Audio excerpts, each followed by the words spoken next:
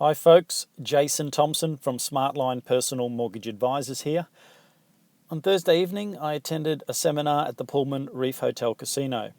This seminar was titled Unlocking Selling Houses Cairns and was presented by Andrew Winter, who is the host of Selling Houses Australia and all-round property expert. I must confess I've never seen one single episode of Andrew's Selling Houses Australia show on the Lifestyle channel. However, this may have something to do with the fact I don't have Foxtel or watch TV for that matter. However, I have read quite a few of Andrew's articles before, as he is a columnist for News Limited. For the unaware, News Limited, or News Corp, is the company behind realestate.com.au and also the Cairns Post. So you can understand how they could heavily promote this event with their full-page newspaper ads. This free presentation was aimed at buyers, sellers, investors, property lovers, Andrew Winter lovers, etc. The pitch was unlock the Cairns property market with Andrew Winter's candid presentation full of useful insights and tips exclusive to Cairns. The newspaper promo ads certainly proved effective though, and they were forced to knock people back when they hit 600 registered attendees. Surprisingly, this event in Townsville the night before only attracted 250 people. So was it really the ads that got the crowd there? Or does this signal something about our real estate market conditions right now? I must confess I was expecting this event to be heavily weighted towards promoting print advertising in the Cairns Post, in addition to online. However, I was very mistaken. Andrew is not only an entertaining and experienced presenter, he comes with 25 years of knowledge and practical wisdom gleaned from 25 years in the property trade, starting his career in a real estate agency at age 17. Andrew knows his stuff, and he certainly did deliver a very informative presentation about property, how the market cycle works, and much of it was specifically tailored to Cairns. I thought Andrew delivered a very informative and accurate account of where the Cairns market is sitting and what is expected moving forward. There was a lot of good, useful information provided. A thank you to the Cairns Post and Queensland Country Credit Union for getting for Andrew up to Cairns. Now, listen on for my audio recording of the event, including all the slides that Andrew used in his presentation. Enjoy.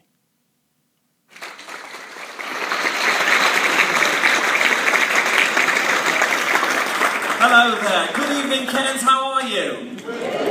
Now, I've got some really bad news to start the evening off, and I feel really nervous telling you about this. Charlie and Shayna aren't going to be here. So, on that basis, if any of you want to leave now, you're more than welcome to do so. If not, thank you very much for being here. I have been to Cairns, and my very first time to Cairns ever was actually 1988. So I've seen a few changes to your town here, and you've had some interesting years recently in the housing market, haven't you? Now I live on the Gold Coast for my sins, and as Charlie constantly takes the fun of me, yes, I do have a medallion, but it's hidden behind my shirt, and obviously my shoes are normally white. I've just coloured them up just to come up here. But like your market, the Gold Coast has suffered too. And while I'm travelling all around Australia, there's everybody else saying, oh, house prices are rising. I'm thinking, yeah, and I bought on the Gold Coast. That was bright, wasn't it? So why you're listening to me, I don't know. But I'm here to talk about your local housing market and how it's faring now, how it's fared in the past, and what's going on, and what were the things that triggered off the conditions that we've witnessed in recent years. So let's have a little chat about Cairns and the local market. Before we do that, this is the real relevance, and I don't know whether you do realise or not, but obviously in the press and things like that, they're always talking about booming Sydney or booming Melbourne, which is really depressing, isn't it, when your house has been on the market for 3 years, you can't get half what you paid for it. It's great to hear they're doing so well down south, but the reality of it is that the state of the states, and especially the big cities, is absolutely vital to a housing market like Cairns. And I will now be sorry if any of you are from Melbourne, but really the truth of it is the property market that really matters to Australia is Sydney. Sydney is the New York of Australia, or the London of the housing market, because it's the major city where the biggest house prices will always be, and where the biggest booms will always be, and that's where that success then feeds through to the rest of the country. Unfortunately, that depression or crash equally feeds through to the rest of the country too. But it's a market to watch. And the reason we watch is because eventually whatever happens there, it seems incredible to believe when there are so many different economic circumstances in our economy this decade compared to previous decades, and yet still the property cycle continues and things happen in a sort of a progression of order coming from the major city of that country's housing market. So the importance of Sydney must never be underestimated. But how about lovely old far north Queensland, and how have you suffered? Has it, okay, let's not talk about perhaps the most recent year or so, but has it been doom and gloom for quite a while? Have we had houses stuck on the market for long periods of time? Have we looked back and thought, we paid that for that? We wouldn't get 2/3 of that now. And it's very depressing, and you do think it's a cycle that is never going to end. So we're going to talk about that as well today. I thought we'd have a little bit of when I come to an area, one of the things I like to do is sort of try and get an idea of what's been happening in recent years to the housing market. So I thought I'd take a couple of, this isn't your house, is it, or anything? It's not, no. Oh, I always panic when I randomly do my research on RP data, and I'm thinking, one day I'm going to have the house up there, and someone's going, that's mine, how dare you discuss it? I presumed yours was in the millions, I didn't think it was mine. So, anyway. So we're going to just have a look and get a sample of what's been going on in your market in recent years. So let's take this house in Trinity Beach. It's an 800 square metre block. It's a sort of typical 90s single level home, 4 bedrooms. Nothing exciting, nothing bad, terribly. Sold in 2006 for $330,000. 6 years later, all that growth, because property is a really good investment, isn't it? It sold for $312,000. Not great, is it? Bit disappointing. Then we move on to a beautiful luxury apartment in the gorgeous area of Palm Cove. Very niche market, admittedly. Very, very beautiful apartment looking across the water. Absolutely fantastic. Again, 2006 sold for $850,000, and probably quite easily too. $730,000 in 2013. Again, a really big drop over a long period of time. And then we've got Edmonton. We've got this is a more, say, a newer house. Again, this was built in 2006 and was sold pretty quickly for $385,000 in 2007. In 2014, $367,000. So what's all this rubbish people are spouting about property as a good investment? It's terrible. We've just seen all these terrible examples of how people have owned properties for 6-7 years, which is quite a long time. In fact, for many cities it used to be, it isn't so much now. The typical time of home ownership would be 6 or 7 years. And yet they're walking away with not just no profit, they're walking away with a loss, and don't forget they paid stamp duty and sales costs and then acquisition costs for the next person. They're down big time. So it's fairly depressing. So is there any light at the end of the tunnel? And what went wrong? Why has this happened to you guys at this particular part of Australia? So we must have a look at a lot of elements that have taken place here. The property boom cycle. Okay, now this is interesting. So before the 2000s, before the crash of 07-08, values were rising. We liked property then, correct? We were all happy, it was all making us lots of money, everything was great. The only problem was that the prices were going up very quickly. That meant that you, the local buyers, were being a bit priced out of the market. You were sat there going, well, that's ridiculous, I'm not paying that kind of money for that place. So you were pulling back yourselves and hanging back. Also, the interstate buyers were seeing poor value for money because your market had risen. Their market might not have been around the same cycle, so they weren't. And they were thinking, hang on, I don't mind buying a property up there, but it's you know, it should be a little bit cheaper. Naturally, it should be cheaper. And they were finding that it wasn't. So now we've lost the local buyers, and we're losing the interstate buyers. Then we also have an era, if you remember, of rising and high interest rates. All the news was full of was then interest rate rise, another interest rate rise, another interest rate. What does that do for confidence? Absolutely nothing. So now we've lost local buyers. we've lost interstate buyers, and the cost of mortgages are going up. Then to top it all, the Australian dollar went and got all strong. That's great too. What a great currency we have. We should be very proud. The only problem is it makes buying anything in Australia for any international buyer very expensive. And of course, what that means, you're in a place where overseas buyers are part of the housing market. They were also finding that your property was very, very expensive. And then to top it all, just to put the icing on the cake, we had a generally Australian economy with a lack of confidence, weak housing market all across the country was beginning to happen. It was happening in Brisbane, it was happening in Sydney, it was happening even in Perth. All these places. So generally, what chance did poor old Cairns have, really? And you know what started it all? You lot stopped buying locally. And that's how that whole chain of events actually starts to happen. But it's not a unique cycle. It's happened in lots of parts of Australia. It can even happen very much the same format, even in the big city markets. The only time that a big city market will be perhaps a little bit more protected than a market such as Cairns, which would be in a different category, is when there is very established suburbs, very centrally placed, very well-heeled suburbs that have virtually no land availability and have a very, very, very strong lack of supply. That always will mean there's a certain element of demand. So that is what has gone wrong. But let's have a look now at the Cairns market overview for median house prices. There you are, you can see it. Look at that, 06, 07, 08, and what happened there. We had a little bit of a peak in 09, 10. It's quite interesting actually, because I said I'm from the Gold Coast.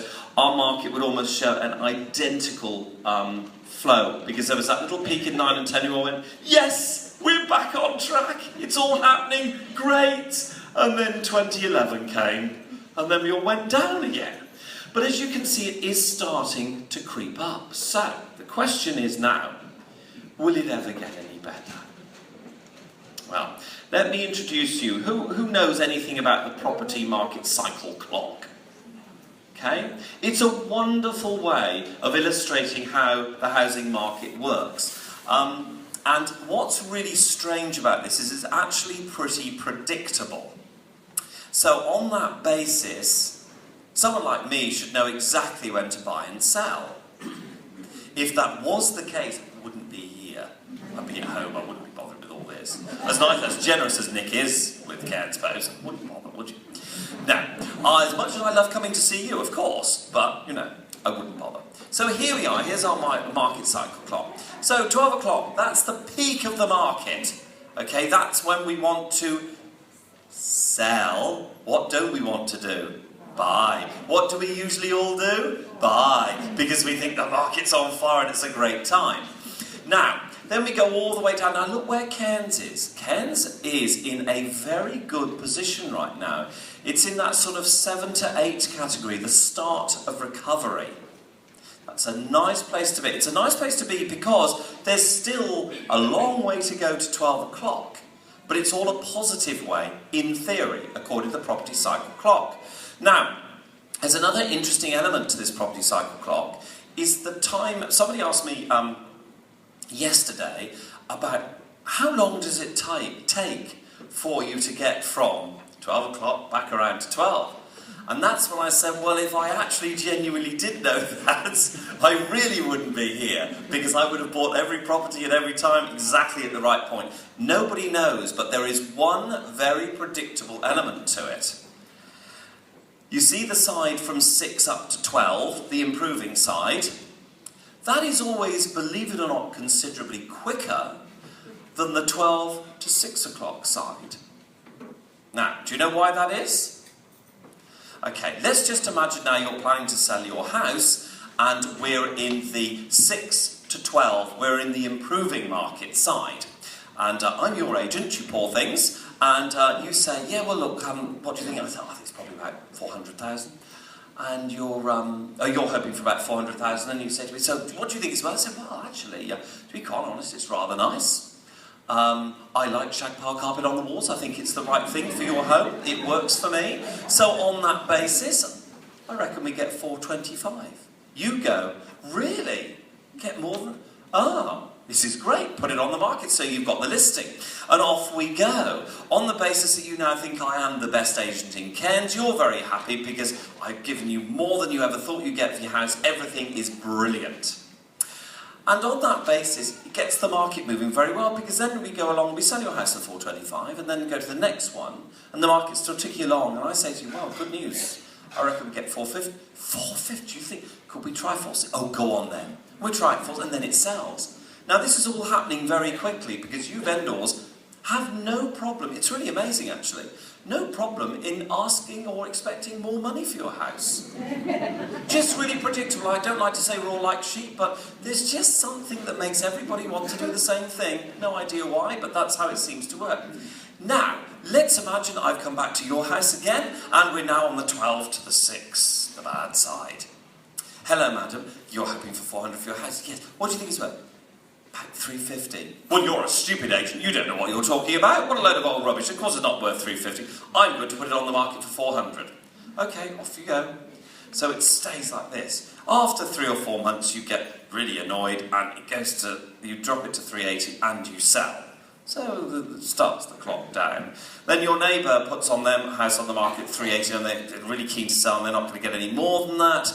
And they can't sell for 380. Somebody comes along, does the deal quickly, they get 350. But it takes a long time, because to get those low offers accepted and the acknowledgement that the market is on the downturn is a lot harder for us to take. Again, miraculously, we're all like sheep. We don't like taking less for our property. Isn't that funny? Can't imagine why. And so that side takes a long, long time. And the problem is, until that happens, we can't get to the bottom bit and start the good bit again.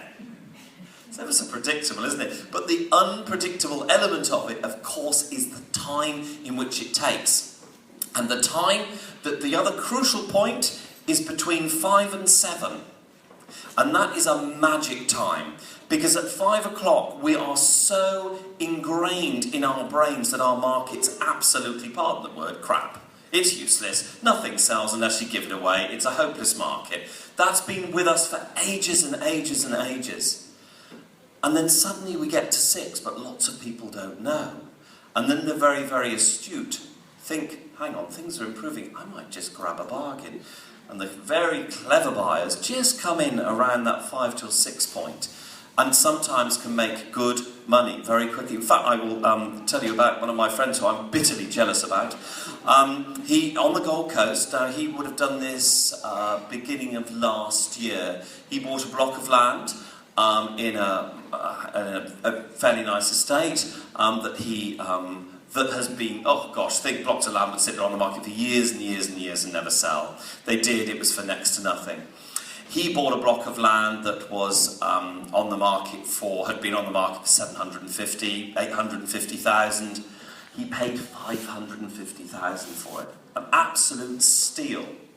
Until when I did my research, I discovered that in fact the block next door had traded for 450 only 6 months before that. What had happened is these were blocks of land people were going to build on. They didn't eventually do it. They didn't have the money. They ended up being in foreclosure. The banks got desperate, etc. So he picked it up for 550.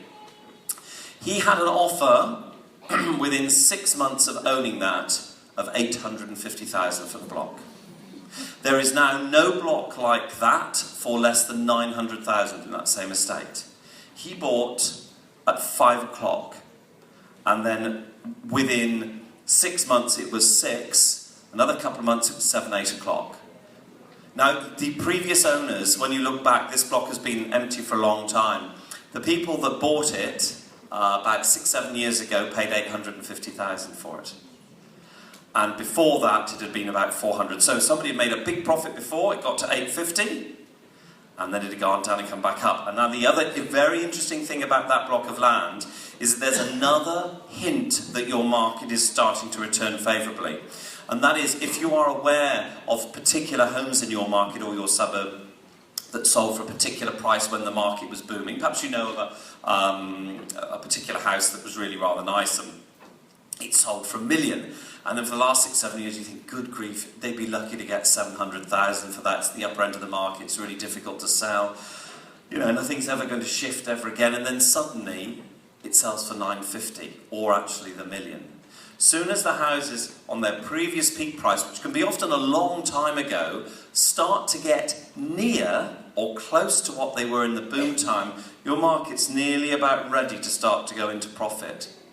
So very interesting, and as I say, the timing of this it's so hard, and the people that tend to make the money on these markets are people like you in the Cairns market that know the local market. It won't actually be the outsiders, it'll be you guys, because you know that a particular house or a particular area, that sounds so cheap, and you'll be thinking, you're probably right, it is, and it is going to go, because there you are, the signs are all there. So it isn't all doom and gloom. It's not all the end of the world. So now we're going to have a little look at this from a buyer's perspective. Are any of you thinking of buying within the next 3 or 4 months? Yeah? Okay. Not many of you. Is that right? Is that the right decision? No, it isn't, is it? Thank you. I don't know, they're not a bright lot here, are they, Nick, honestly? I just told you it's good time. Anyway, so buying. Should you be buying? Okay. This is the very early stages of the market recovery. Speaking to local people and local agents here, there seems to be a consensus opinion you're probably at 6 till 7. Some think you might even be 7 till 8. So it's certainly a market in strong recovery. But for how long? And right now, still, you might just have the slight edge on the sellers because it's a newly recovering market. Now, I'd just like to point out this point. I'm doing this from the point of a buyer. In a minute, I'm going to be talking about it from the point of a seller. So you will disregard everything that I'm saying to you now, okay? We'll keep it a secret amongst ourselves. As I did say, we should really have buyers and sellers in separate rooms. I did ask, but okay, it was obviously too complicated. So, it's still slightly a buyer's market because you're a recovering market. We have also got historically low interest rates, the sign that they could be with us for quite some time, and some pretty good fixed rate deals out there to give you that peace of mind that if you think, but it's a fair enough comment. People say, well, it's all well and good, buying now on the basis that the interest rates are low, excuse me, they might not stay low. Well, then fix yourself a rate for 3 to 5 years so that you don't have that worry. Also with Cairns, you're a little bit of a forgotten market. Everybody in Australia and around the world has heard of you in the boom times. But after a sort of 5 or 6 years of quiet markets, they've forgotten about you. You guys know about the market here and at the right time. And that leads me on to the final thing. You have that local knowledge. That local knowledge, I really should do a real study on it one day, but I know I'm right, I don't need to do a study. The reality of it is, more property buying mistakes are made by people who are doing a purchase for investment than they ever do when they buy their private home. Why is that? Because generally when you're buying your private home, you're buying it in an area you know now, or an area you plan to move to for whatever reason and you know certain elements about it. Could even be a town that you're returning to. It's a market you know. That insider information is worth so much. You know the right side of the tracks to buy on. You know the popular areas, the unpopular areas, the good schools. You know what infrastructure change. It's all instinctive. You just know it. You have the edge. There's also the thing about a passive buyer. Do any of you know what a passive buyer is? No? Okay, well a passive buyer, in fact you'll be surprised how many of you may have been one. A passive buyer is somebody that buys a property who wasn't possibly looking for it. Now, how many of you have decided you were looking for a 4-bedroom, 2-bathroom, 90s built modern home on 800 square metres and then bought a 3-bedroom reno project on an acre of land? Yes, there you go, exactly. Of course you do, because we all start with one search and end up with another. That is totally natural. You don't need to seek help or anything, so you are completely normal. So that is what a passive buyer is, and that's one of the beauties of newspaper advertising. It's because what happens when you look online, they're very specific searches. If you tried to put the whole of Queensland, if you tried to put the whole of Cairns in between 400,000 and 600,000, it would be way too much. And what happens, a passive buyer will be looking randomly, and of course, property supplements are the easiest way of doing that. Flicking through, and then suddenly they see that 3-bedroom home on an acre of land outside of town, and you know what, that quite appeals. Suddenly, this could be it. and off you go and buy it. And that's when you become a passive buyer. The other time is when you're taking the kids to footy on the Saturday morning and you go past an open house and you look and you go, oh, I might go and have a look at that. Wouldn't want to live there. I love it. I want to buy it. Yes, and that's also happened. So that is also a passive buyer. And right now, that's a good time for you to be passive buyers here because the prices are still in the recovery mode and certainly way off the peak. So my honest belief right now for you as local market, I think it's a pretty good time to be buying. I personally practice what I'm preaching. I was speaking to the lovely chap here at the Queensland Country about, I'm looking around my own area going, hang on a minute, that's ridiculously cheap. Somebody's left that one behind. Someone's forgotten about that listing. It does happen. So have a good look around here. There is some good buying here. So it's not a bad time. Now, I insist that you completely disregard everything I've said, okay? We're now sellers, okay? We're going to ignore all that rubbish that Andrew was talking about buying. The market is in recovery mode. Well, we knew that, didn't we?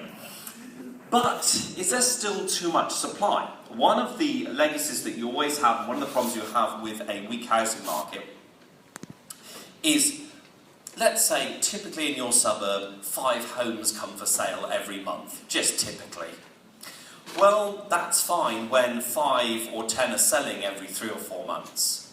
But if they're not selling, you get 5 and another 5 and another 5 and the dead ones aren't clearing. Then on top of that, you've got a whole load of people that believe their house is still worth the price it was worth before.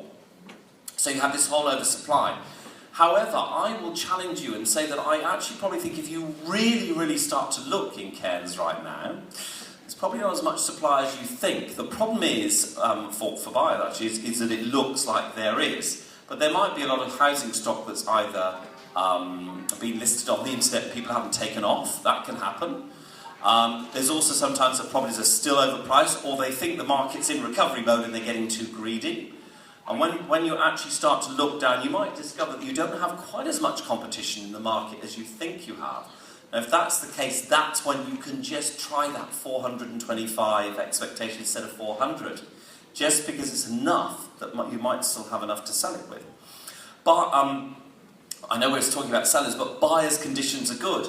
All those things we were saying about you as buyers actually help you as a seller because you want buyers that have got good interest rates because that will help them and encourage them to buy. So right now, you've got buyers being encouraged to buy. That's good if you're a seller.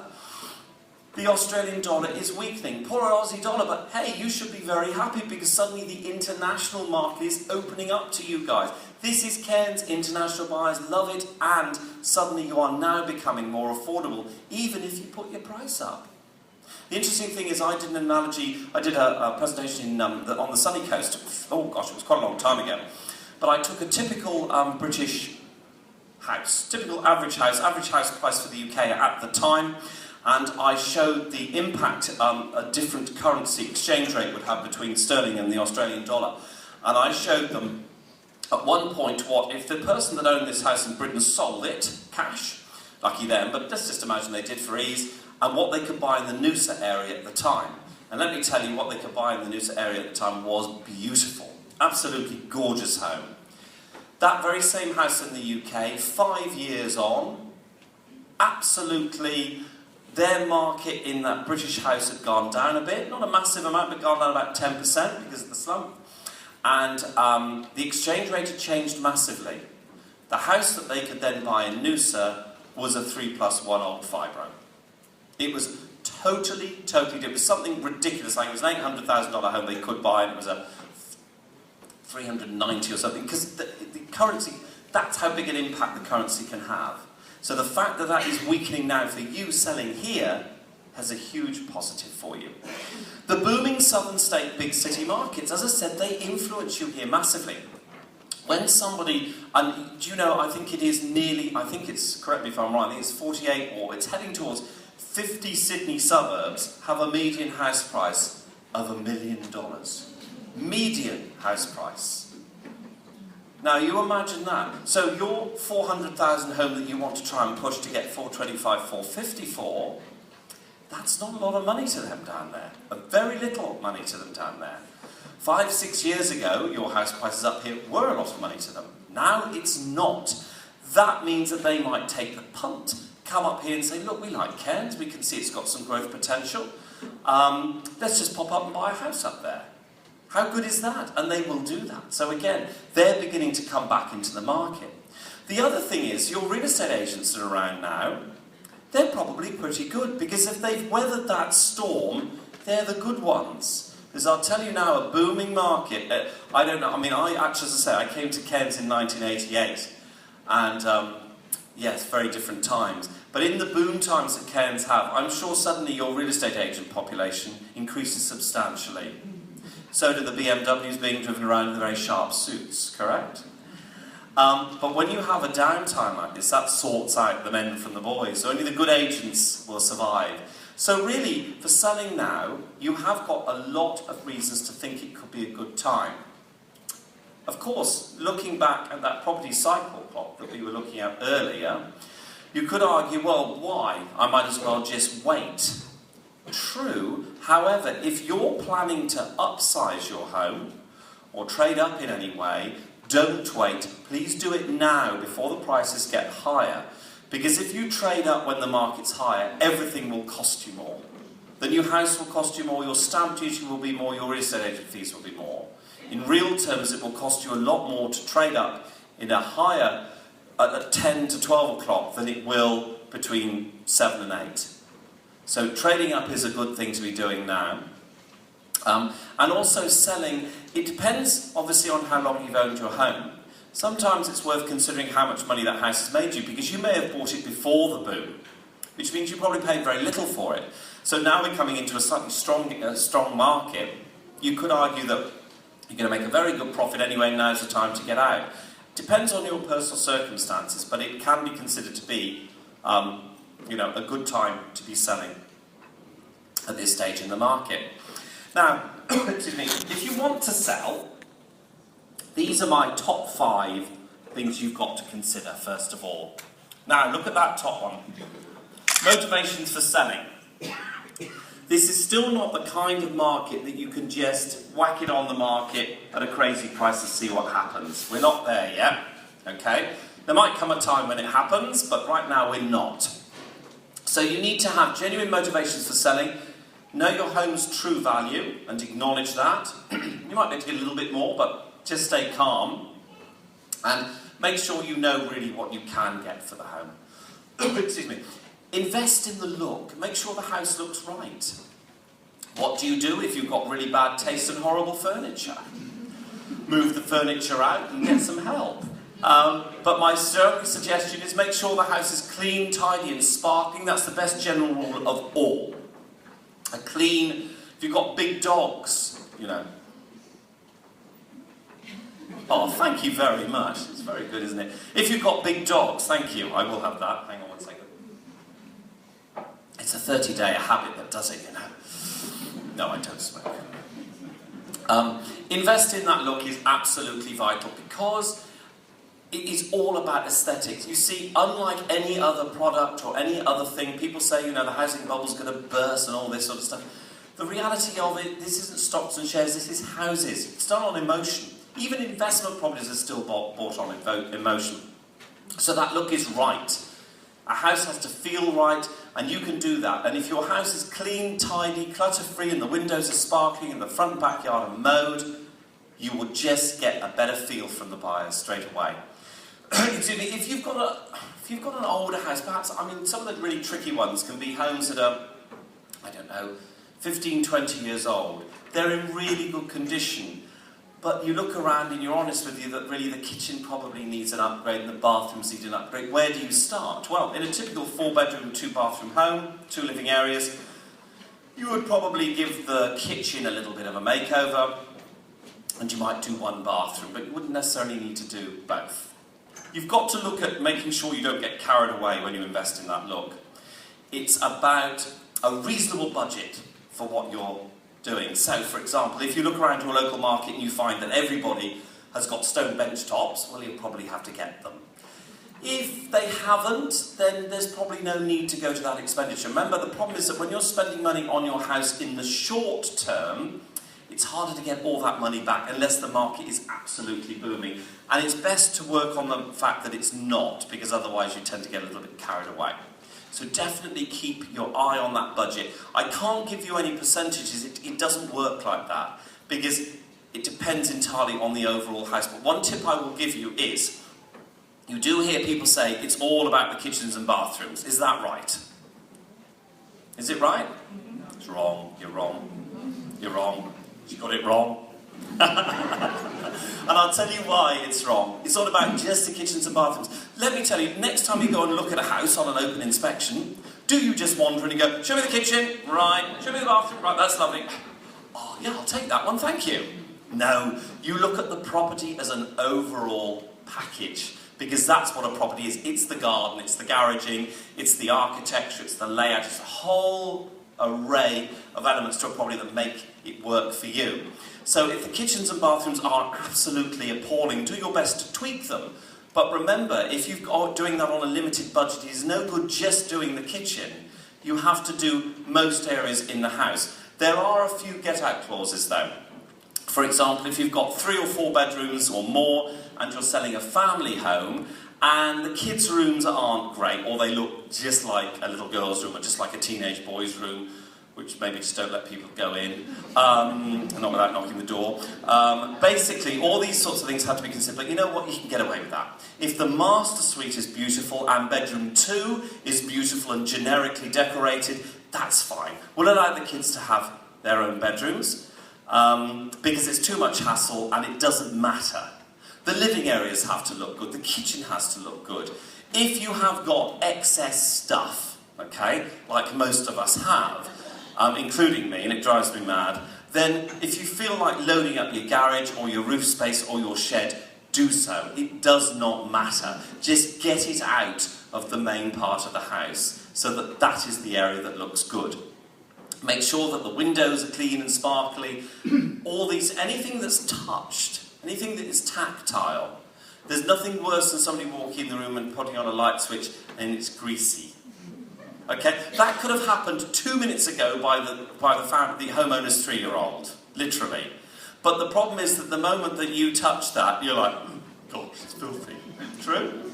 Now, I will tell you another thing that I'm sure none of you have ever done this, of course, but when I was working in the Cotswolds in England many years ago, I had a client ask me to come and appraise her home, and she had a little 17th century cottage in the Cotswolds. It was the most beautiful little character cottage I'd ever seen, and she'd renovated, she was a single lady, and she'd renovated it herself with the help of friends and family, but it was a work of art. It was meticulously refurbished, beautiful, spotlessly clean. It was a difficult one though, because one of those cottages on the side of a hill with only a footpath access. So there was no car parking or anything luxuries like that. So it was always going to be a tricky one to sell, and I knew that, but that was fair enough. So I knew that I'd take an awful lot of people around there. They'd say, oh, it doesn't matter about the footpath access, and then they'd walk up the footpath and realise, I can't cope with this when it's raining and it's cold like it is most of the time. So we knew it was going to be a difficult one. Anyway, I went and showed one particular lady around this house. She too was a single lady. She had a look around the house. She said to me, well, I don't like it. I said, oh, right, oh, is it the access? And she said, oh, gosh, no, I can cope with that. She said, it's just a bit dirty, and really the renovation, it's very cheap. Well, I was never very good at being always saying the right things at the right time, and I got a bit upset, because I liked this client. I felt I was giving her a good service. We were working well together, and I believe she'd given me a beautiful product to sell. A tricky one, but a beautiful product to sell. So I got all defensive and said, well, I don't know what you mean, and I had a little bit of a row with her, and she complained to my boss. That happened quite often. Anyway, and he took absolutely no notice. It's okay, you still sell houses, who cares? Needless to say, I did sell that cottage fairly quickly after that. But I remembered this woman. Now, it was probably about 6-9 months ago. I bumped into another agent in the town. Hi, how you doing? Fine. I said, hey, listen, you don't want to share a listing with me. I've got a nightmare client. I'm trying to sell this property, and she just maybe you might have a fresh approach to it. I said, yes, sure. So he took me around to have a look at the owner, wasn't there, and it was filthy dirty, badly and cheaply renovated, awful. It was a cottage as well, historic. She'd wrecked it. It was bad renovations. It looked like something off the block. I mean, it looked really poorly done. Do you know who said that? Anyway, and have you seen when the cameras go really close? Anyway, we won't dwell on. I know half the camera crew. Anyway, so she had a good old look, and I said, "Who's the owner?" And of course, as soon as he said the name, I knew who it was. It was that woman that had come around and slated for poor renovations and lack of cleanliness this home that I was listing. And in fact, her home was a total tip, and a peg really needed to be provided as you walked in. So that's where I'm saying that also what people will say and expect from your home is a lot more than they'll actually be living in themselves. So it's totally hypocritical. You just have to play the game. So investing in that look is very, very important. Now we move on to marketing. I don't know whether you realise, but I think a lot of you do think that that isn't that important. The marketing element of your home is massively important, because that, as soon as you want to take your house to the market, it becomes a product for sale. And let's be honest, even at 200,000, a pretty damn expensive product for sale. So to market that property, you have to do that properly. Now, there is all sorts of stats that will tell you that online, of course, we all know, it's great, fantastic.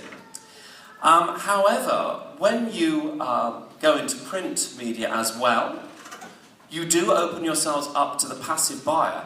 Passive buyers will never buy properties online. That doesn't really happen because it's very hard to do random searches online. It's very easy to do random searches in a property supplement. That's how it works. So first of all, you're turning away the potential passive buyer.